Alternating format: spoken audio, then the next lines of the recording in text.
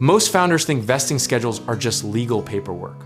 But get this wrong, and you could accidentally hand your company to someone who checked out 2 years ago. We're talking about the difference between a team that bleeds for your vision and one that's just waiting out the clock to cash in. Let's break down what's actually happening beneath the surface.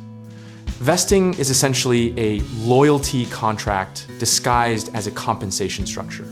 And most people treat it like a formality rather than a strategic weapon. Think of it like a gym membership that only unlocks the good equipment after you've shown up consistently for a year. The cliff is the bouncer, and the monthly schedule is your proof of commitment. The optimism in early startup culture used to be just give everyone equity and watch the magic happen. But that fairy tale has curdled for thousands of founders who watched co-founders walk with 20% of the cap table after 18 months of half-hearted effort. The psychological weight of watching someone collect on equity they didn't truly earn is the kind of thing that breaks founding teams quietly before anyone even notices the fracture. The standard 4-year vest with a 1-year cliff became gospel for a reason. It emerged from Silicon Valley's trial and error era as a battle-tested middle ground between generosity and protection. But here's the irony. Most founders copy this structure without ever asking whether it actually fits the pace, culture, or risk profile of their specific company. Here's where the behavioral economics gets interesting. Humans respond to milestones more than timelines, which means a purely calendar-based vest can quietly kill motivation right around year 3, when the cliff is long gone and the finish line feels abstract. Layering in performance triggers, like hitting a revenue milestone or closing a key partnership, transforms vesting from a passive countdown into an active scoreboard. Exit planning is where things get truly awkward, because nobody wants to talk about who gets what when the ship either sails or sinks. But avoiding that conversation is exactly how co-founder divorces become company-ending events. A well-structured exit clause, including acceleration provisions and buyout mechanisms, is essentially your company's pre-nuptial agreement. And just like that document, it's only uncomfortable until you actually need it. Single trigger acceleration, where equity fully vests the moment an acquisition is announced, sounds founder-friendly until you realize it can actually tank your deal because the acquiring company sees a team with zero post-close incentive to stick around. Double trigger acceleration, requiring both a change of control and an involuntary termination, is the more sophisticated answer that protects founders without spooking acquirers. A common misconception is that generous equity automatically equals a motivated team. But research and pattern recognition across hundreds of startups tells a different story. Clarity, fairness, and transparency about the vesting mechanics matter far more than the raw percentage.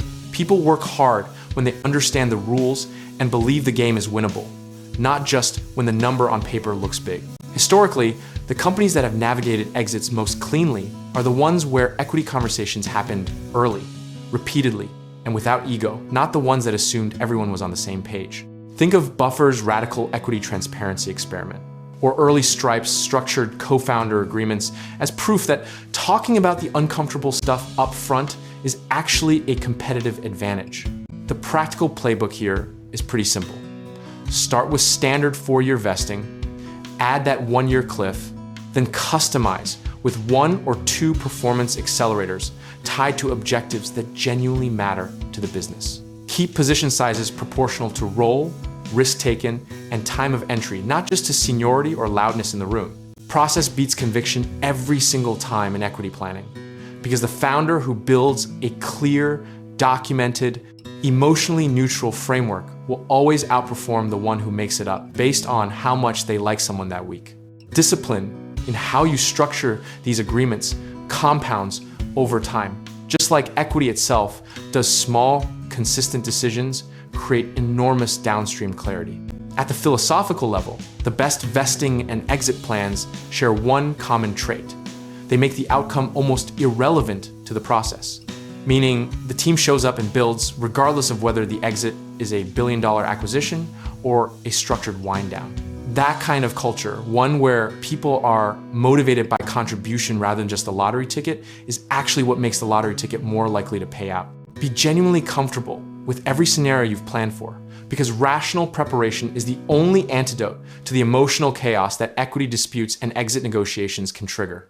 When you've done the work up front, you can negotiate from a place of calm rather than scrambling to define the rules while the house is already on fire. The biggest irony in all of this is that the founders who are most afraid to have these hard conversations are the exact ones most likely to end up in a messy, expensive, relationship-destroying cap table dispute down the road.